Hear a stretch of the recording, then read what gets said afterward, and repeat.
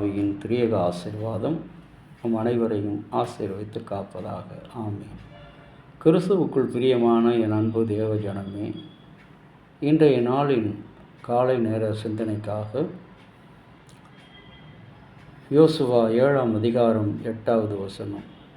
யோசுவா ஆயி என்ற பட்டணத்தை வேவு பார்க்கும்படி ஆட்களை அனுப்புகிறான். 3000-4000 பேர். இந்த பட்டணத்தை வேவு பார்க்க கர்த்தருடைய தாசனாகிய யோசுவா ஆட்களை அனுப்பும்போது அந்த ஆட்கள் திரும்ப வந்து 2000-3000 பேர்கள் போதும், போய் ஆயி பட்டணத்தை நாம் முறியடித்து விடலாம் என்கிறார்கள். முறியடிப்பது இன்றைக்கு நமக்கு எதிராக வருகின்ற தீய சக்திகள், தீய விளைவுகள், தீய நோய்கள், தீய எதிர்ப்புகள், தீய அதிகாரங்கள், இவை அனைத்தையும் நமக்கு எதிர்க்கக்கூடிய ஆற்றல் ஆண்டவராகிய கர்த்தரால் உண்டு.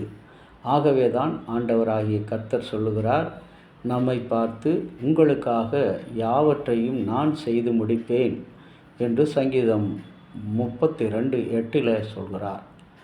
கர்த்தர் எனக்காக யாவற்றையும் செய்து முடிப்பார். அன்பு தேவ ஜனமே, இன்றைக்கு உலகில் வாழுகின்ற ஒவ்வொரு மனிதனும் போராட்டங்களோடும் கண்ணீர்களோடும் கவலைகளோடும் பயணித்து வருகிறோம். இன்றைக்கு நம்முடைய வாழ்க்கை எப்படி, நமக்கு எந்த விதத்தில் நான் ஒழுங்காகத்தான் போகிறேன், நான் நன்றாகத்தான் நடந்து போகிறேன், ஆனால் எனக்கு விரோதமாக எழும்புகிறவர்கள் ஏராளம் ஏராளம் என்று சொல்லுகின்ற கூட்டம்தான் அதிகம். இன்றைக்கு அன்பு தேவனுடைய பிள்ளைய, கடவுள் யாரை முன்குறித்தாரோ அவர்களை அழைத்த தேவன் நீதிமானாய் மாற்றி இருக்கிறார்.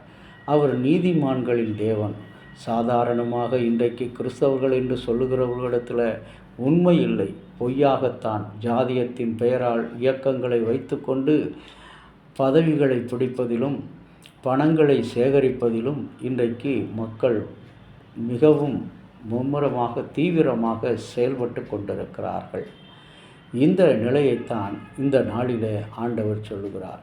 யோசுவாவினுடைய பயம் இன்றைக்கு அவர்களுக்கும் இருக்கிறது. இந்த தேசத்தை எப்படியாவது முறியடிக்க வேண்டும், நான் எப்படியாவது இந்த இடத்திலிருந்து இவ்வளவு பணத்தை நான் சேகரிக்க வேண்டும், எப்படியாவது நான் பணிபுரிகிற இடத்திலிருந்து நான் பணத்தை சேகரிக்க வேண்டும் என்று முயற்சிகள் எடுக்கிறவர்கள் அதிகமாக இருக்கிறார்கள். ஆனால் அது கர்த்தருக்கு அருவருப்பானது என்பதை நீங்களும் நானும் அறிந்து கொள்ள வேண்டும். இன்றைக்கு மனிதர்களை வேவு பார்க்கின்ற நம்முடைய நிலைகளை ஆண்டவராகிய கடவுள் மாற்றி 12 சீடர்களிடத்தில் அவர் உயிர்த்தெழுந்த பின்பு தோன்றி, பயப்படாதிருங்கள், உங்களுக்கு சமாதானம் உண்டாவதாக, நீங்கள் உலகமெங்கும் போய் நற்செய்தி அறிவித்து பிதா குமாரன் பரிசுத்த ஆவியினாலே அவர்களுக்கு ஞானஸ்தானம் கொடுங்கள் என்று சொல்லி கட்டளை கொடுத்து அனுப்புகிறார், தைரியப்படுத்தி. இன்றைக்கு ஒருவேளை நாம் தனிப்பட்ட ஒரு மனிதனாக, ஒரு உதவி இல்லாத ஒரு மனிதனாக, உறவுகள் இல்லாத ஒரு மனிதனாக, பலராலும் நிராகரிக்கப்பட்ட ஒரு மனிதனாக, சமுதாயத்தில் ஒரு குறைந்த அந்தஸ்து உள்ள மனிதனாக நான் இந்த மக்களால் எண்ணக்கூடும். ஆனால் கர்த்தரோ நம்மோடு இருந்து நம்மை உயர்ந்த இடத்திலே சேனைகளின் தலைவராக அவர் மாற்றுகின்றவராக இருக்கிறார். அன்பு கடவுளுடைய பிள்ளைகளே, இன்றைக்கு சங்கீதம் 4:6 வசனத்தில், ஆண்டவரே எங்கள் மீது உம்முடைய முகத்தின் ஒளியை வீசும்படி செய்தருளும் என்று சொல்லி கர்த்தரிடத்தில் நாம் கேட்போம். இந்த நாள் நமக்கு எதிராக நாம் அவ்வளவு வசதியோடு இல்லை, வேவு பார்க்கின்ற அளவில். ஆனால் இன்றைக்கு இந்திய இராணுவம் தன் நாட்டினுடைய எதிரி படையான பாகிஸ்தான படையை எந்த இடத்தில் அவர்கள் முகாமிட்டு இருக்கிறார்கள் என்பது முதற்கொன்று இந்த கருவிகள் மூலமாக, நவீன தொழில்நுட்பத்தின் மூலமாக அறிந்து கொண்டு அந்த இடத்தை தாக்குகிறார்கள். அதுபோல ஒரு சூழ்நிலை. ஆனால் நாம் எந்த ஒரு அடிப்படை வசதியும் இல்லாமல், தொழில்நுட்ப உதவியும் இல்லாமல் தனித்து விடப்படுகிறோம் ஆவிக்குரிய ஜீவியத்தில். இன்றைக்கு நமக்கு இருக்கிற ஒரு பெரிய தொழில்நுட்ப ஆயுதம் ஜெபம். நமக்கு இருக்கிற ஒரு பெரிய தொழில்நுட்ப ஆயுதம் பரிசுத்த ஆவி. இந்த இரண்டோடும் நாம் செல்லும் பொழுது ஒருவரும் நம்மை மேற்கொள்ள முடியாது. எப்படித்தான் நாம் ஒழுங்காக, உண்மையாக, நேர்த்தியாக ஊழியத்தை செய்தாலும், நம்முடைய குடும்பத்தை நடத்தி கொண்டிருந்தாலும் வந்திருக்கிற விளைவுகள் என்னவோ மோசமான விளைவுகளைத்தான் நாம் காண்கிறோம். அன்பு கடவுளுடைய பிள்ளையை, இன்றைக்கு குறிக்கப்பட்டிருக்கிற இந்த திரு வசனத்தின்படி பார்க்கும்போது உலகத்தில் உபத்திரவங்களோடு வாழுகிற மனிதர்களை நமக்கு அடையாளம் காட்டு. ஆனால் கர்த்தர் உங்களோடு கூட இருந்து உங்களுக்காக யாவற்றையும் செய்து முடிக்கிறவராக இருக்கிறார்.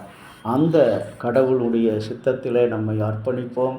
அவருக்காக நாம் செயல்களை செய்வோம். கர்த்தரை நோக்கி இந்த நாளில் உலக மிதிவண்டி தினம், உழைப்புக்கான அடையாளம், ஆரோக்கியத்துக்கான அடையாளம் அந்த மிதிவண்டி தினம் இன்றைக்கு கொண்டாடப்படுகிற நாள். அந்த நாளை நினைகூர்ந்து கடவுளுக்கு நன்றி செலுத்தி ஜெபம் செய்வோம்.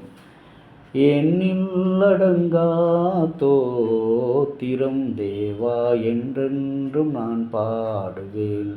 இரக்கம் நிறைந்த நல்ல தகப்பனே, இந்த நாளிலும் நீர் கொடுத்த இந்த அருள்நிறைந்த சிந்தனைகளோடு நாங்கள் இந்த நாளை துவங்குகிறோம். எங்கள் மீது வழிநடத்து சுவாமி. எங்கள் மீது உங்களுடைய பரிசுத்த ஆவியை ஊற்றும்.